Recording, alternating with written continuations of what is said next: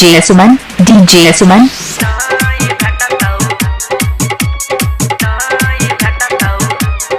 अभी आप सुन रहे हैं सुमन मलंगिया एंटरटेनमेंट के माध्यम से।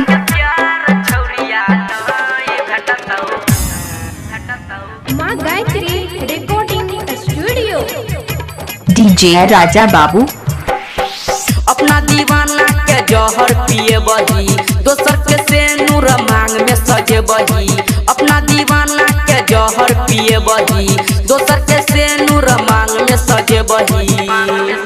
जहिना तू ठकला हमारा छौरी गे, जहिना तू ठकला हमारा छौरी, कुकुर कटतौ गे।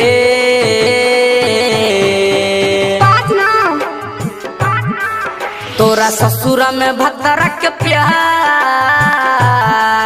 तोरा ससुरा में भतरा के प्यार छौरिया नहीं भेटतौगे। तोरा ससुरा में भतरा के प्यार छौरिया नहीं भेटतौगे। डीजे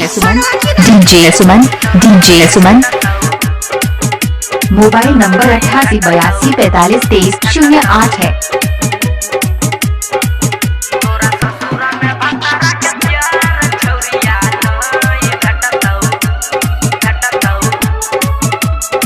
डीजे सुमन राजा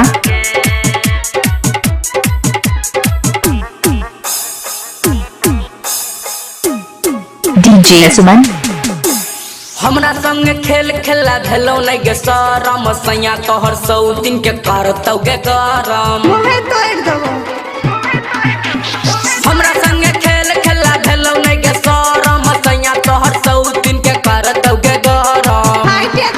जहिना तू ठकला हमारा छौरी गे, जहिना तू ठकला हमारा छौरी, कुकुर कटतौ गे।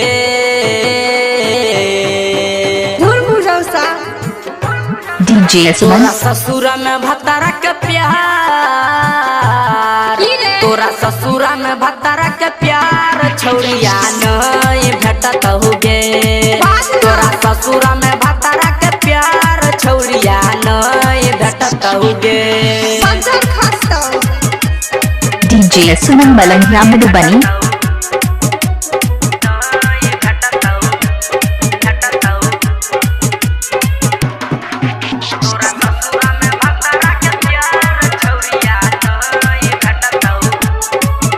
डीजे सुमन राजा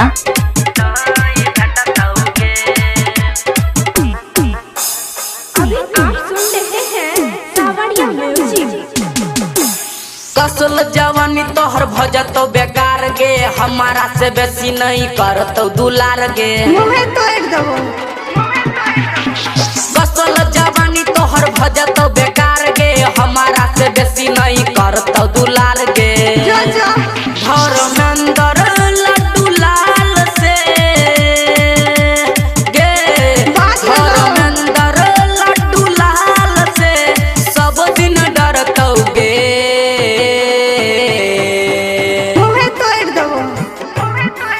तोरा ससुरा में भतरा के प्यार,